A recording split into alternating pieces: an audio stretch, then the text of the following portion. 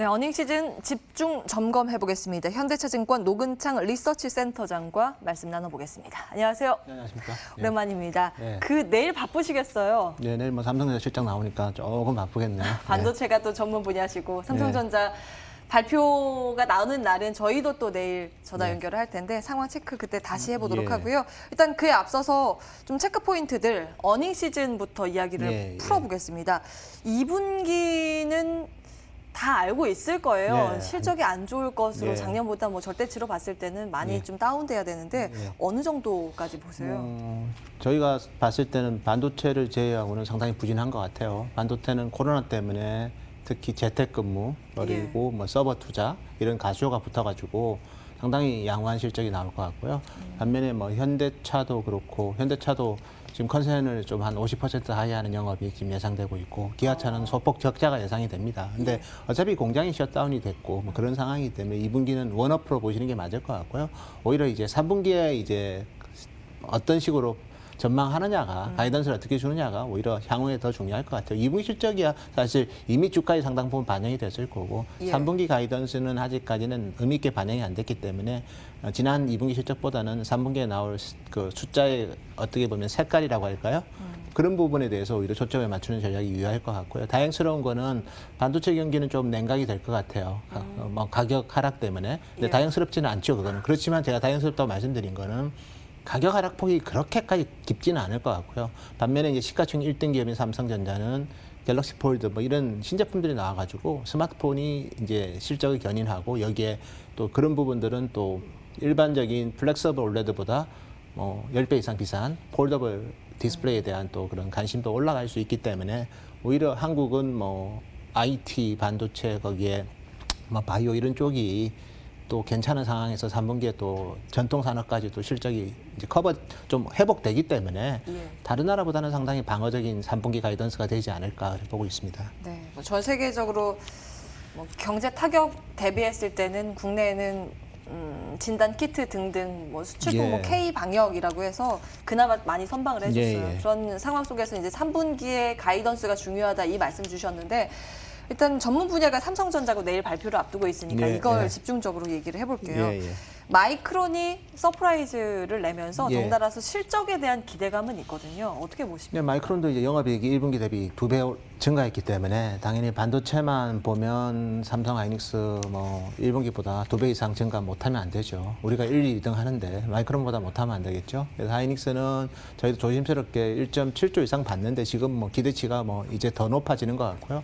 삼성은 특히 반도체 쪽에서 한 5.3조 정도 영업이익이 저희는 예상하고 있는 상태에서 스마트폰도 생각보다 6월 달부터 물량이 양호했습니다. 그러면서 1조 이하로 영업이익 받는데 1조 이상이 나오고 여기에 이제 삼성 디스플레이와 관련된 디스플레이 쪽도 또 일회성 충당금이 환입이 돼서 한 7조 중반 정도 영업이익이 나와서 시장 예상치 컨센서스를 뭐 15% 이상 상회하는 뭐 양사만 보면 코로나 수혜주처럼 느껴질 정도로 오히려 양호한 실적이 2분기에 나올 것으로 보고 있습니다. 근데 이제 반도체 쪽, 디램 쪽의 매출도 무시할 수가 없으니까 이 코로나 때문에 뭔가 재택근무하고 이런 수요가 많아지면서 디램 가격이 확 떴단 말이에요. 근데 그러다가 많은 최근의 흐름, 이건 어떻게 보세요? 뭐 일단 최근에 PC 스팟 가격이 한 29점 대비 20% 빠졌고 그리고 현물 가격이 고정 가격보다 아래에 있기 때문에 이제 PC 디램 고정 가격 하락은 불가피할 것 같아요. 그리고 이제 서버 같은 경우에도 보시면 2분기의 생산량 증가폭보다도 출하량 증가폭이 크지가 않습니다. 그 말은 3분기 생산량은 감소한다는 거죠. 그래서 지금 마이크로소프트나 이런 클라우드 사업자들의 재고 수준 자체가 높고 또 그들이 요구하는 가격 레벨을 감안해 보면 3분기의 가격은 최소 뭐 32GB 기준으로 130불 중반 그리고 4분기에 지금 가격 내고까지도 지금 가시성이 좀 보이는데요.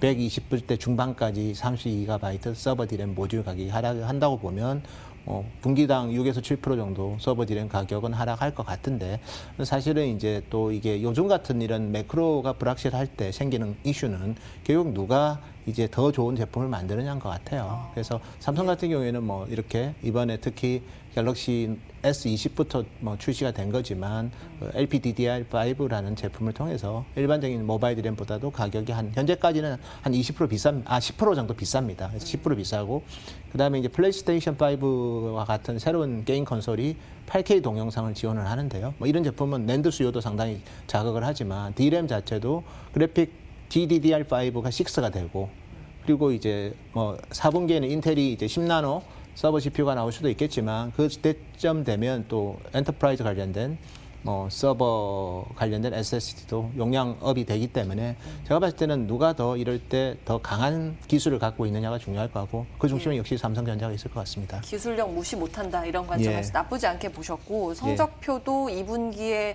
깜짝 실적 정도 말씀을 주고 계신데 그러면 이제 문제는 주가란 말이에요. 사실 이런 걸 기대를 걸고 많은 이제 동학 개미 분들께서 삼성전자에 베팅했다가 지금 실망감에 대한 이야기가 굉장히 많이 들려오거든요. 주가의 방향성은 어떻게 진단하세요? 하이닉스랑은 전 디커플링이 될 거라고 봐요. 사실은 물론 어떻게 달라진다고 삼성전자는 보세요? 오르고 하이닉스는 조금 주춤거리는 모습이 이번 2분기 실적 이후에 나오지 않을까. 즉 3분기에는 오히려 삼성전자가 상당히 좀 하이닉스랑은 조금 별개로 같이 움직였다면 이제는 삼성전자는 오르는데 하이닉스는 빠지는 모습 그거 최근에 몇 번씩 보여줬는데요. 이제 그 전제 조건이 있습니다. 갤럭시 폴드 2가 많이 팔려야 돼요. 스마트폰이 잘 돼야 돼요. 그 중에서도 갤럭시 폴드 2가 중요하고요. 그 제품의 완성도가 정말 우리 시장의 기대치보다 더 높다면 뭐 저희가 봤을 때는 200만 대 이상 팔릴 거고 200만 대 이상 팔린다는 의미가 하반기 삼성 스마트폰 매출액이 10% 이상까지 될 수 있다는 거고요. 그리고 어차피 삼성도 1분기에 도 그렇고 2분기도 그렇고 IM 쪽이 부진했기 때문에 하반기에는 아마 만회를 하려고 할 거고 여기에 좀 다른 이슈긴 하지만 중국하고 인도랑 또 국경 분쟁이 있다 보니까 중국산 스마트폰에 대해서 인도에서 또 되게 부정적인 네트워크 장비도 똑같습니다. 그래서 제가 봤을 때는 삼성은 특히 갤럭시 폴드를 필두로 하는 프리미엄 스마트폰 여기에 프리미엄 스마트폰이 잘 팔리면 자연스럽게 이제 프리미엄 디스플레이도 많이 팔리는 거죠. 그래서 동 부분이 다른 반도체 기업이랑은 삼성전자는 다른 기업이라는 그런 릴레이팅을 재평가를 물론 우리가 알고 있었던 거지만 숫자로 보여줘야지 그게 또 반영이 되는 거거든요. 그래서 그런 가능성이 크기 때문에 저는 삼성은 아마 하이닉스랑 주가는 이번 동조하는 상반기까지였고 의미 있는 차별화가 되는 전제 조건은 폴드 2가 정말 8월에 출시돼서 아주 좋은 반응 속에서 물량이 부족하다 그런 호소식이 나오면 아마 삼성전자가 주가가 상당히 의미 있게 오를 수도 있지 않을까. 그렇게 보고 있습니다. 지금 폴드에 대해서 이제 갤럭시 폴드에 대해서 말씀 주셨는데 사실 이게 매출이 잡히는 건 얼마 안 되고 이 기대감이겠죠.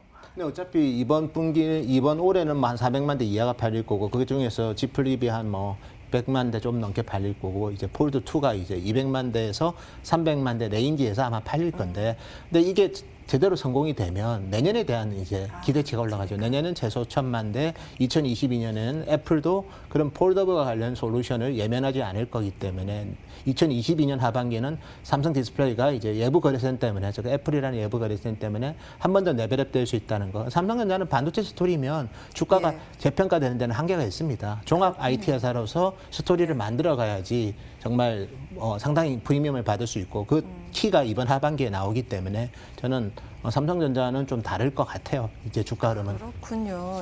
결국엔 총 정리를 해보자면, 그러니까 반도체에 대한 기대감을 크게 갖진 않으시는 것 같아요. 그래서 SK 하이닉스의 주가 탄력도는 조금 더 떨어질 수 있고 오히려 뭐 스마트폰과 통신 장비 쪽까지 가지고 있는 삼성전자에 대해서 말씀을 주고 계신데 지금 이 틈새 잘 노려야 되겠죠. 미국이 중국 때리고 화웨이 때리기 나서고 있으니까 그 사이에서 어느 정도 반사 이익도 있을 거고요. 인도까지도 또. 인도랑 중국도 마찰 빚으면서 인도 안에서 중국산 스마트폰 불매 운동하는 것까지 해서 이제 삼성전자. 네트워크 장비도 또 기회가 좀 있거든요. 네트워크 장비는 어떻게 보세요? 네트워크 장비는 5G 장비인데 지금 이미 캐나다나 이런 쪽에서는 삼성이 이제 밴더 등록이 돼서 이번에 들어갔고요. 텔러스 같은. 그다음에 이제 인디아 쪽도 삼성이 원래 이제 통신 텔코 쪽에 과거에도 이제 네트워크 장비를 많이 넣었지만 최근에 이제 중국과 경쟁이 커졌는데 그런 부분